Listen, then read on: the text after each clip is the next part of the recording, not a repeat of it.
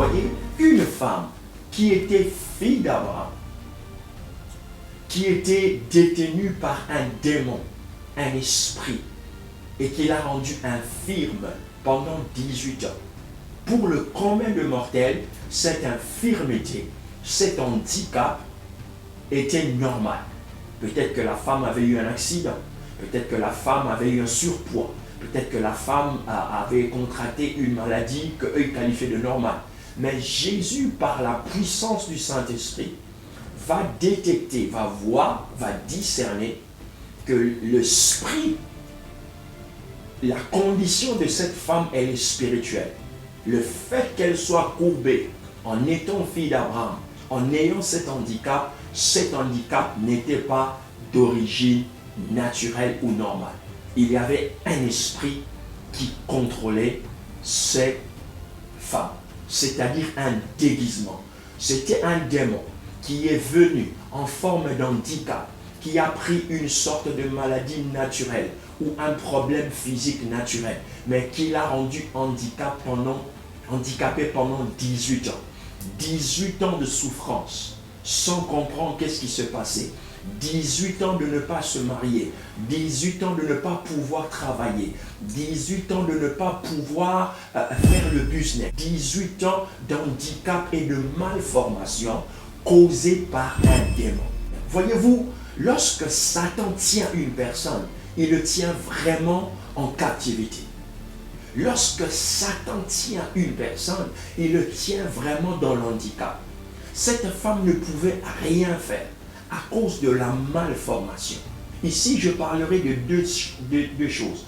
Ça peut être une malformation physique et ça peut être aussi une malformation spirituelle.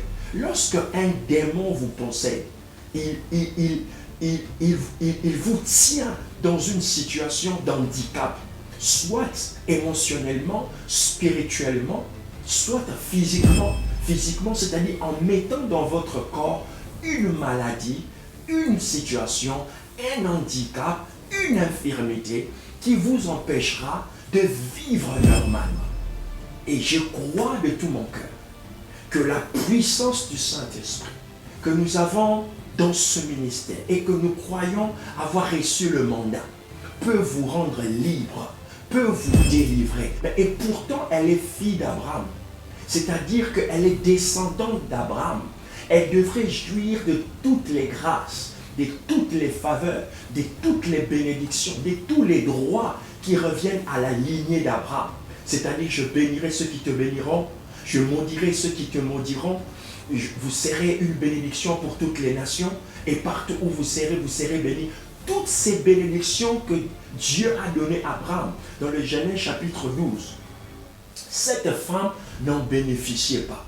Et au-delà de ça, elle ne bénéficiait pas de la santé divine. Vous n'avez pas besoin d'être malade. Et vous pouvez entrer dans une relation, dans une alliance avec Dieu, en vivant tout le reste de votre vie, en n'ayant jamais de problème de santé. Car il y a d'abord l'étape de guérison, il y a aussi l'étape de délivrance et il y a aussi l'étape de la santé divine. La délivrance, lorsque la maladie qui est derrière vous est d'origine démoniaque. Remarquez ici, avant que Jésus n'impose la main à cette femme, Jésus va d'abord chasser le démon. Il va d'abord chasser le démon. Chers amis, lorsque le démon n'est pas chassé, si cette maladie est d'origine démoniaque, on peut lui donner des médicaments, on peut faire tout ce qu'on veut, la maladie va persister. Lorsque une condition d'infirmité est liée à un esprit démoniaque, chers amis, il faut d'abord chasser l'esprit qui cause cette infirmité. Jésus a d'abord détruit, chassé cet esprit de cette femme et c'est alors qu'il va venir imposer la main sur cette femme pour qu'elle reçoive la guérison. Après la délivrance, vous avez droit à la guérison. La guérison est un droit légal que nous avons. La Bible dit, par ses meurtrissures, nous sommes guéris. Par ses meurtrissures, nous sommes guéris.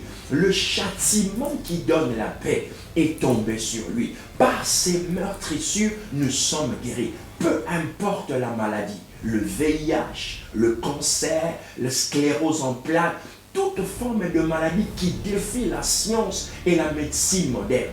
Si vous croyez de tout votre cœur et qu'on prie pour vous, votre maladie liée à un démon vous serez guéri. Parce que le démon sera chassé. Et dès lors qu'il est chassé, nous pouvons maintenant transmettre la guérison divine. Et la troisième chose que vous devez comprendre, dès lors que vous êtes délivré, dès lors que vous êtes guéri, vous pouvez maintenant jouir et bénéficier tout le reste de votre vie avec une santé divine. C'est-à-dire un corps qui va refouler, qui va rejeter, qui ne va plus collaborer avec aucun virus sur la terre, qu'il soit petit ou grand, insignifiant ou complexe. Tout virus qui voudra entrer dans ton corps mourra instantanément dans le nom puissant de Jésus.